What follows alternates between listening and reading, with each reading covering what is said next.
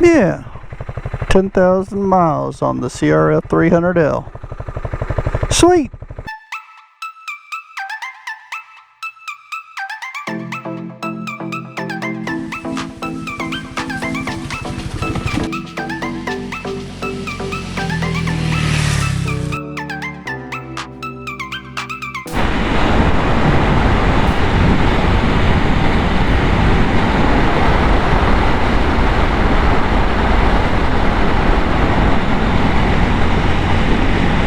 Hey, Solo Scout here. Let's see what we got on the odometer. Alright, 10,000 miles on the 2021 CRF300L. It has taken a little longer to get to 10,000 miles than I thought I would. The first couple years, I had a lot of opportunity to get out and do some long distance trips on the little bike, and then had a lot of things going on around the house and just didn't get out as much for the long trips. Obviously still put miles on the bike, but hopefully this summer we'll get back into the swing of things and take some trips that'll get us out away from home and see some interesting spots and let the little Honda eat, so to speak.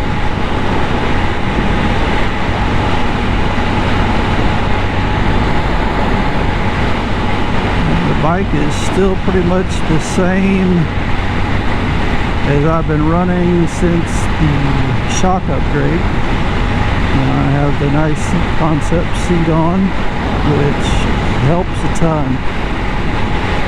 And my advice for anyone doing any commuting with the CRF300L, look into that Seat Concepts Comfort XL. You know, it looks a bit different, the XL. It's a lot wider than the stock seat, and that's what makes it good. So you're doing some pavement miles and you're sitting on the bike a lot, that seat really makes a difference over the stock seat. Still running the cheap fuel, just put in whatever's cheapest, and the bike is still running, 65 to 68 miles to the gallon. Kind of depends on how much I'm in the throttle. The roads I'm on are rarely above 60 miles an hour, so that helps with the fuel economy quite a bit. Of course, the bike will run right up to 70 without a problem, and beyond, but it'll hold 70 miles an hour without really any difficulty for me. But I'm not going anywhere that I need to be on those roads for very long, so getting really good fuel economy so far. So today I put basically my whole luggage set on the bike, and just kind of wanted to give it a shakedown run, make sure everything still has its straps attached and the buckles work and so on. I have added a rear trunk box, and while it does have a quick attachment feature, I plan on having it on the back of the bike all the time. I have that soft bag, that range bag on the rear that I put all my daily ride stuff in, and it worked just fine, but the attachment points were starting to pop stitches and tear a bit, and the zippers were just about shot. I was real disappointed in the zippers. I mean, nothing lasts forever, but the zippers just they gave out a lot quicker than I thought they would. So I broke down and bought a hard box for the rear rack. It's an aluminum import, you know, real budget box online, and it does have it's made out of aluminum, and it has a latching lid and a latching quick attachment point, so it's pretty handy in that respect. But just the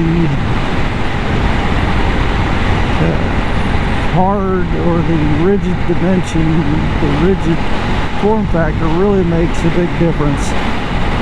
I can carry all my daily stuff in it, and it's always on the bike, and I really don't have to worry about forgetting something or not having access to something.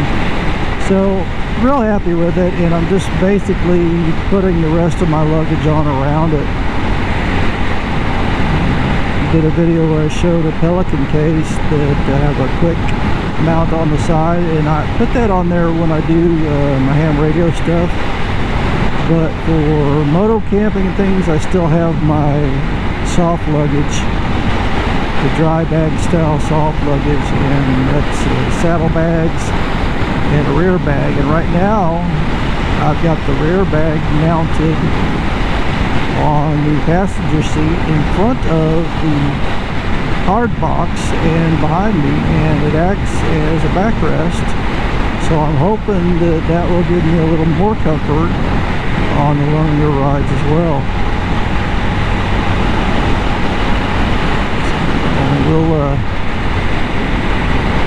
get around these curves here, and I'll stop in at the Baptist camp and jump off the bike real quick and do a walk around of what I've got strapped on the bike right now.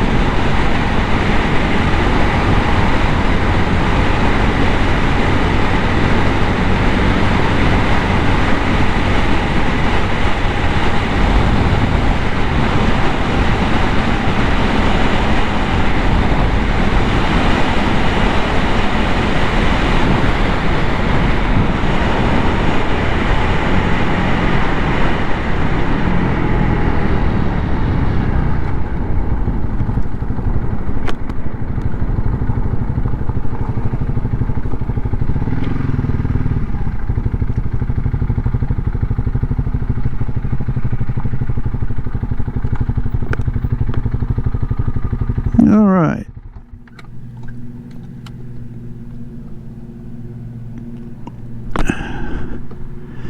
So there's the rear bag that I was telling you about, and it's strapped in here through the metal rack in the back underneath. Saddlebags, and of course there's not much in them, but that's basically how that luggage will lay, and it did really well on the 20-mile ride to town and doing well coming back. This is the hard bag, or the hard box. Got some Cheez-Its in there, but yeah, it's pretty spiffy. These pockets don't really hold the things in well when you're bouncing down the road, but I'll try to figure something out for that later. But that's basically what it is, just a big aluminum box, and you know, shock straps on the top. We'll put the 6-liter Sea to Summit water container there. But quick disconnect here, latch, yeah, pretty spiffy little box. And you know, it was fairly inexpensive online, but yeah, it's not going to take a lot of falling down abuse, but hopefully I won't get into that. All right, let's get back on the road, get on home.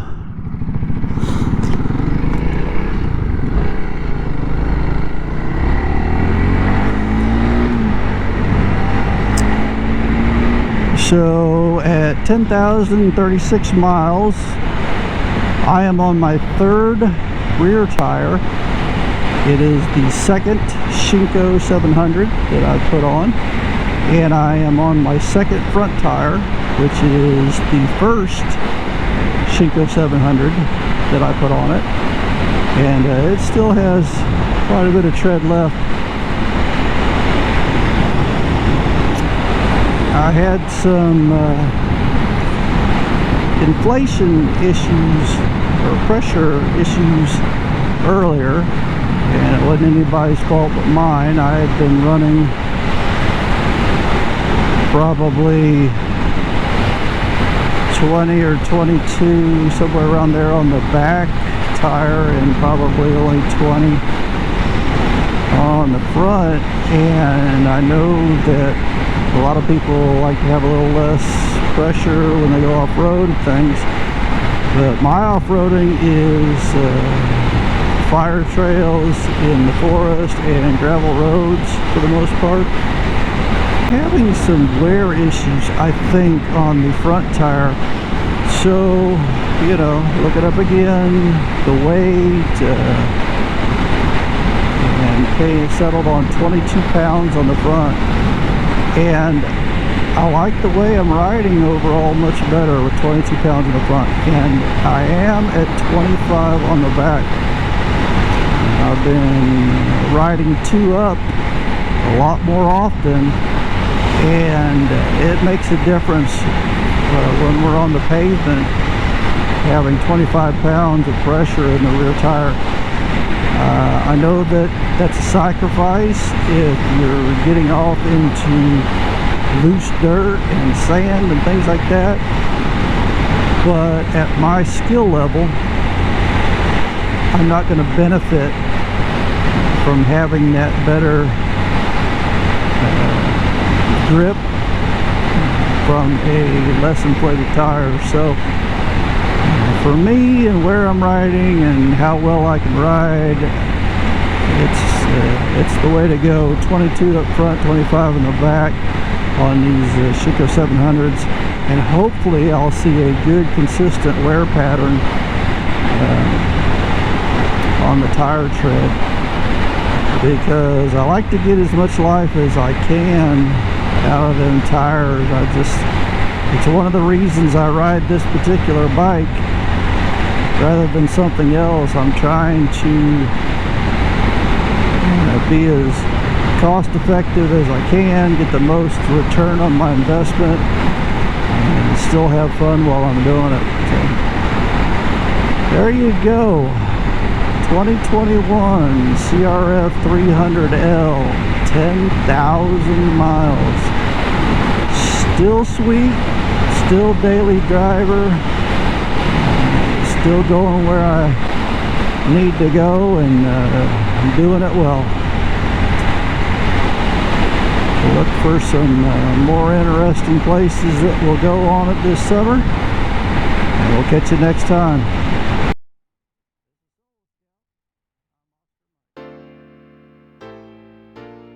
This is Solo Scout. I'm Oscar Mike.